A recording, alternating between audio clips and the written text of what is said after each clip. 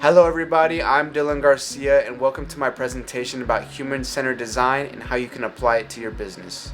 So for me, right now, I currently work as a sales force for my uncle's roofing company.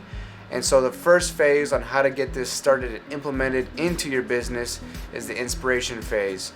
So for me, I want to understand my customer the best of my ability before I try to even sell them a roof or tell them what's wrong with the roof. So right now, this is where I ask them a question like, hey, when was the last time somebody came and even looked at your roof? Or how has your experience been with roofers in the past? This is gonna let you a little insight on what they've dealt with in the past. That way you're kind of able to guess their objections or what they're trying to look for. And so some intended value you want to give them is, you're going to save them time, you're going to save them money, and you're going to save them stress, because on certain circumstances, not a lot of people know what to do when it comes to getting, a $25,000 roof. I'm here to alleviate all that stress, save you time, and save you money. And so how you can test this is I would interview 5 to 10 homeowners and ask them open-ended questions like, how was your last experience with a roofer like? What would make you say yes to a roof inspection today? Questions like that, just to engage with your customer, is going to allow you to get to the next step, which is the ideation phase. And so here you're going to want to brainstorm and narrow down how you're going to deliver the value to your customers. So someone's not going to listen to you unless other people listen to you as well. So a great tool that I use is I give them the reason why their neighbors listen to me in the first place. So I tell them, hey, the reason why your neighbors are even to listening to me in the first place is because I'm help educating them on the process between homeowners insurance and getting their roof approved. Now this is just going to deliver trust and transparency on my job and what I'm trying to accomplish. That way there's no confusion.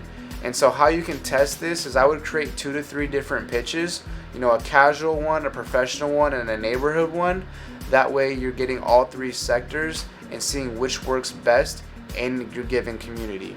And once you run these few mock pitches, you want to go over these pitches and sharpen them before you go out and use them with friends, family, or just like I would recommend your coworkers, people that work with you, or your boss.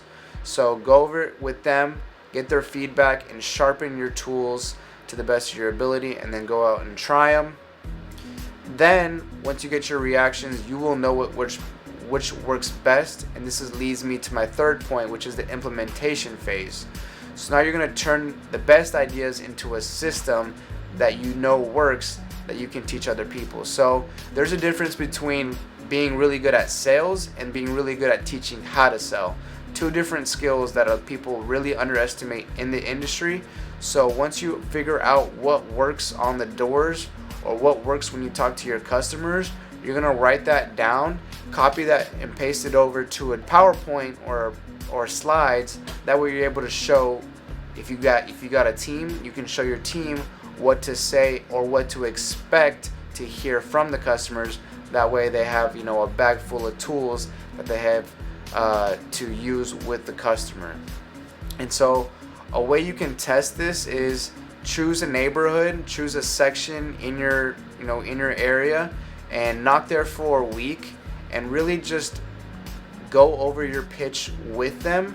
And I definitely recommend using voice memos to record you talking and then sending that over to your boss and having them critique how you are on the doors, because you might be saying all the right things that they've already critiqued in your pitch, but tonality is a big thing when it comes to door knocking and approaching strangers. So tonality is something where you change your voice patterns to create more of an intention or emphasis on what you're trying to say, and then track your data. So all your, I like to go back to sports. When your athletes are getting paid these millions of dollars, they have things in their contracts that they know that they have to hit, whether that be points, assists, certain field goal percentages. They know they have to hit this quota. So how do they make sure they keep track? They keep track of their stats to see how much they're going to get paid. Same thing for us. If you're in sales, you need to treat it like you're an athlete.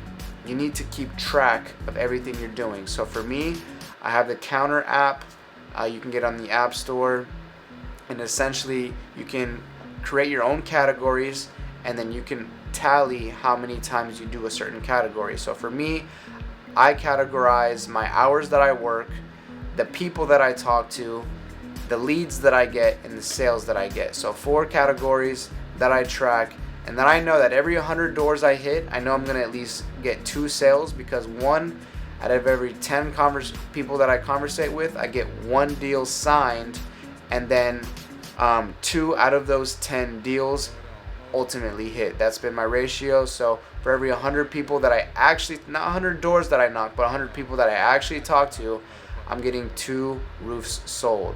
The point of this process is to allow you to really elevate in sales at a quick start. So if you just started, you should be hitting the ground definitely after a month of implementing this and testing the waters to see what works and what doesn't. That way you're not wasting your time, because everybody knows you're supposed to be accelerating in your new job, in your new profession within the first 60 days.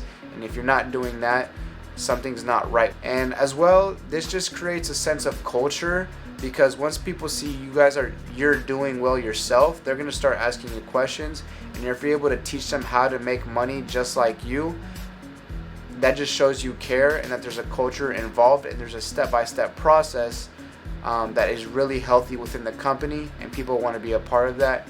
And when something's healthy, a lot of people want to join you. The more people that join you, the bigger you're able to scale, and the more successful your company is going to be.